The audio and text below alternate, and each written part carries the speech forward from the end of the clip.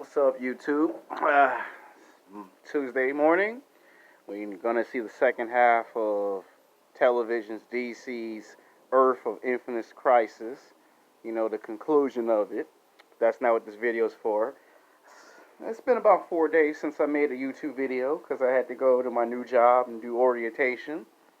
And they made some new rules. You can't be talking bad about your job on YouTube because video go viral and they see it, and YouTube got to terminate your channel, and then you get fired from your job, things of that nature. But the thing, why I'm making the video, today's video is going to be called Sex Game, Television and Film versus Video Games 2. Now, I said I was going to continue this series because I see it's very well received. Y'all seem to really like that video because it's almost 40 views. I didn't anticipate a video like that would get that very well received. Now, let's talk about when you try to take video games and you try to adapt them into television and film. There's a lot of video games made in the movies, and they still haven't been any good since they were a video game. Now, Tomb Raider, I actually love the very first film of Tomb Raider with Angelina Jolie in it. I have an Angelina Jolie crush, but it is what it is. But I love that first film. And it was because I played all the video games when I was a kid. I loved Tomb Raider, the video game. I actually liked Tomb Raider 3, the video game. I thought it was by far the best video game. Better graphics, great storyline, good character detail, great story plot, hero versus villain. It didn't just put her in a situation where she just had to do the same thing over and over and over. It put her in a situation where she had to challenge herself to get better and persevere. That's what I loved about Tomb Raider 3, the video game. But we didn't start trying to turn video games into movies until like the late 80s, early 90s. One of the first video games that get made into a live adoption, and it was a terrible film, and this is like at least 20 plus years ago, and that is Super Smash Mario Brothers, the movie. Like, they literally made two movies into one story. I mean, I love the video games. I mean, I love Super Mario Brother. But when you take something like a video game and you turn it into a movie, people have to be able to take the movie serious. And at that time, the movie lost thousands, I mean literally thousands of dollars. The dinosaurs look nothing like the dinosaurs in the video game. The characters that we know as Super Mario, they got as close as they could get. The art was terrible, the makeup didn't look right, and even though those actors went on to have big careers years after that movie, Super Mario Brothers as a brand, it never really recovered. They had to wait like years later to bring the video games back and try to jumpstart that franchise again. They thought that because Teenage Mutant Ninja Turtles, the movie, was so successful as a cartoon, that they got the idea, well, if that's so successful, let's try it with video games. And that's where the first problem came in. And they didn't stop. You would think that they learned their lesson, but they didn't. Because then the next problem they would have is that when we got into the 90s, they would try this with Mortal Kombat and Street Fighter. It's great when they're video games. It's good when they're animated cartoons and comic books. But when you take something that's a video game and you try to adapt it into film or television, it just doesn't go very well with the core audience. The audience gets confused. They don't know these characters. It's not Marvel. It's not DC. This is when the video game industry began to start struggling because they didn't know that the fans were going to be a small minority group. I seen Street Fighter the movie on cable, and I liked the Jean-Claude Van Damme as Guile. I had no problem with him as Guile. The problem was he didn't have much to work with in the movie. Like, Bison was too skinny, and when you find out what happened to the actor who played Bison, it's a tragedy. It's not his fault. He had cancer. Because the guy lost a lot of weight. The guy had cancer. The guy was like in his late 30s, early 40s, and he had surgery, and he had to put on a bodysuit to try to look physically intimidating to people. And a lot of people were not taking him serious as Bison, which that actually hurt that actually hurt him as an actor because he had to come out and explain the purpose of the bodysuit. He did the best job that he could do as Bison. And a lot of the actors that were picking for the characters did not resemble the video game characters. Like Sagat, I get that they wanted a Native American to play Sagat, but it's like Sagat's supposed to be 6'7", 300 pounds muscle with an eye patch and a bald head. They got most of Sagat correct. You know, they got his story and his origin. He's from Thailand. He's a Muay Thai champion. They got that part right. It's just the fact that the guy wasn't 6'7". They could have found someone 6'7". They just didn't want to. Same thing with Ryu. They did an outstanding job with how Ryu looked. They had Ken Masters. They had Chun Li. So they got some of the characters right. But Street Fighter the movie didn't exactly convince anyone that this could be a franchise. Because had the movie been successful, they would have gotten 3 live action films. It just didn't convince no one. Then we got to Double Dragons. That was another movie that was based off of a video game and a cartoon. And the movie failed critically because people didn't understand the video game. They didn't understand the twin brothers were American and their master was Chinese. They really could not understand the concept of Double Dragon. Like, they really didn't understand it. Like, people just couldn't understand it. Then they came with Mortal Kombat. Mortal Kombat kind of broken the video game barrier because the first movie was good critically, good wide reception, but the second one failed expectations. Mortal Kombat Annihilation, and it's not until we got to Tomb Raider that, okay, now we finally found the middle common ground. Tomb Raider kind of said, okay, we can kind of bring you to a level that's acceptable. Then we got to the Resident Evil films because they were based off of video games. They done it with House of the Dead. All of these were video games made into movie adaptations. And people really couldn't quite understand the plots. You know, the characters got changed over. And there were only a few video games that managed to actually survive as a movie franchise. And that's Mortal Kombat, because it got 2 films and a television series. Street Fighter did good 10 years later as a web series, but they tried to reboot Street Fighter, and once again, it didn't make any money because at that point in time, nobody was expecting Chun-Li to get her own story. I mean, they didn't mind that the main character was a woman. Like, I was actually happy that they was going to finally, you know, explain Chun-Li's origin story. The backlash to that was you made her an American girl when she's Chinese. So a lot of people were furious with that Street Fighter reboot movie.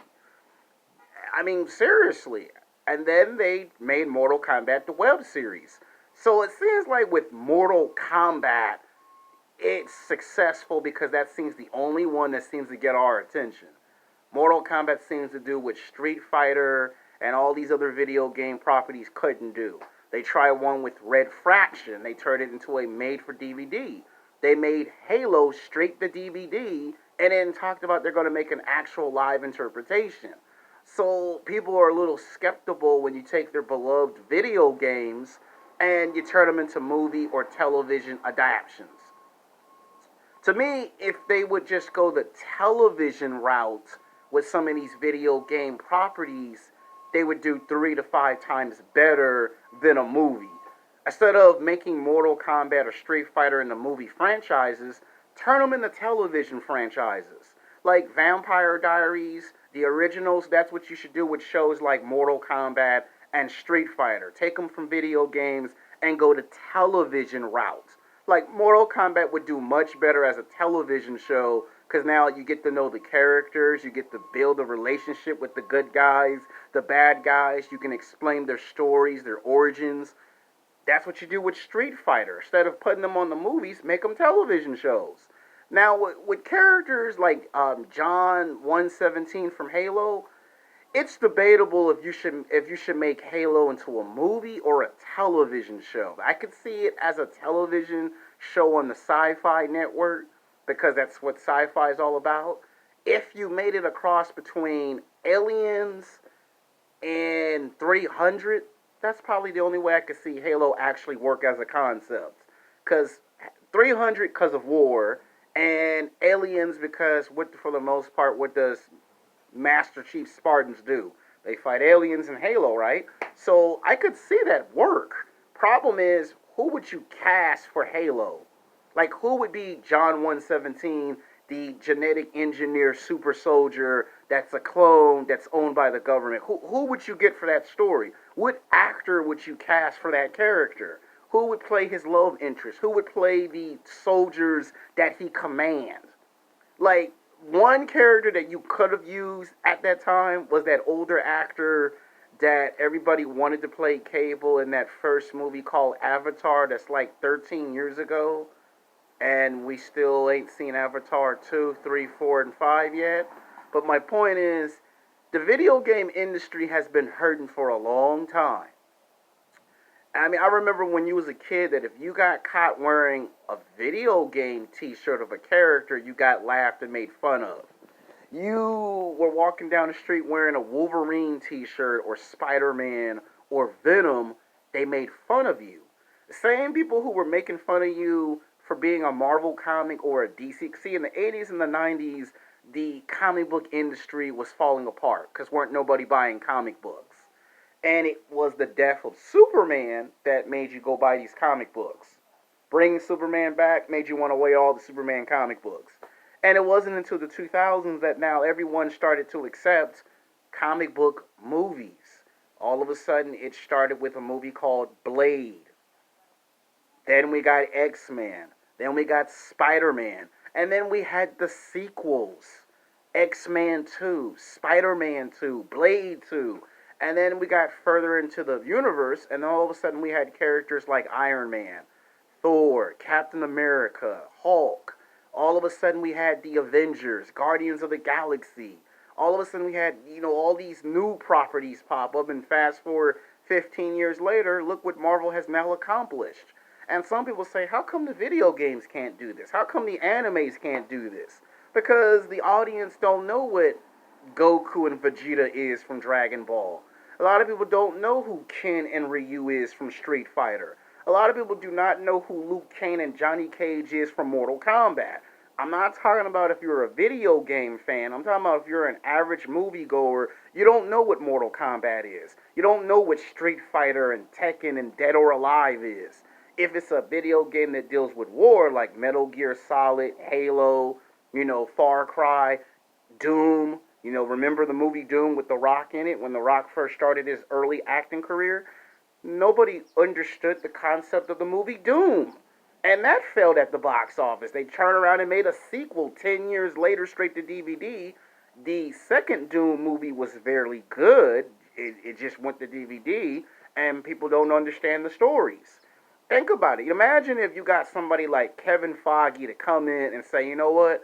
We're going to buy the rights to Mortal Kombat and try to create a cinematic universe of Mortal Kombat or Street Fighter. Like Warner Brothers said they was going to reboot Mortal Kombat, right? Why not get director J.J. Abrams to come in and reboot Mortal Kombat? J.J. Abrams is good at rebooting Star Wars and Star Trek, right? Why can't you have him come in and retweak and repackage Mortal Kombat? Think about it. He can bring some type of realism to the Mortal Kombat movie franchise. But I already told you, I think stuff like Mortal Kombat and Street Fighter need to be television shows, not films. Because if the audience doesn't find themselves in, think about it. When I come from work or from school and I go pay a ticket to see a movie, I want a story of characters that I grew up with when I was a kid and a teenager. If I go into a movie theater and say, what is Red Fraction? And a video game fan has to look at me like, you've never read the comics? You've never played the video games? And I go, no, I'm an average moviegoer. Guess what? I'm confused. I don't know what Red Fraction is.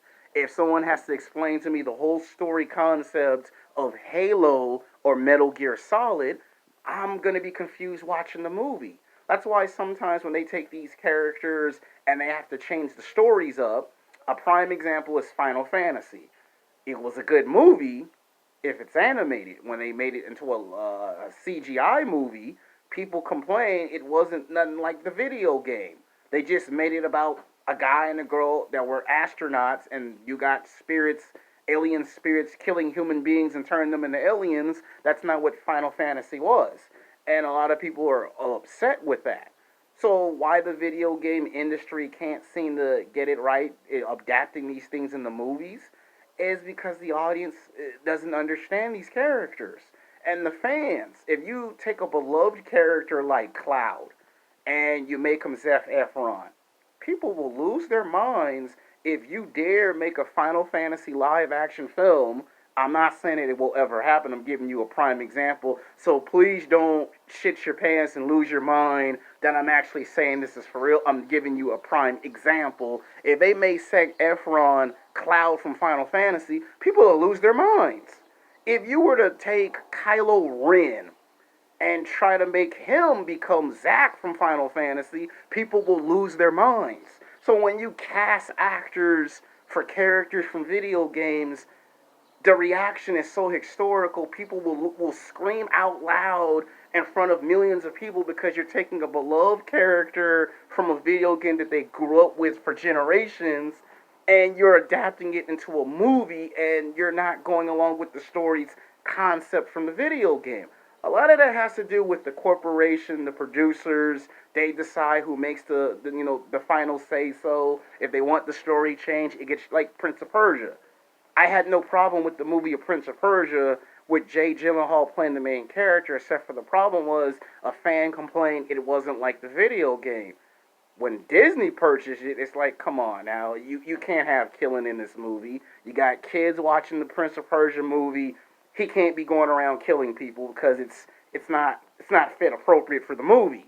So people get upset when these properties are been bought. You can see where this goes.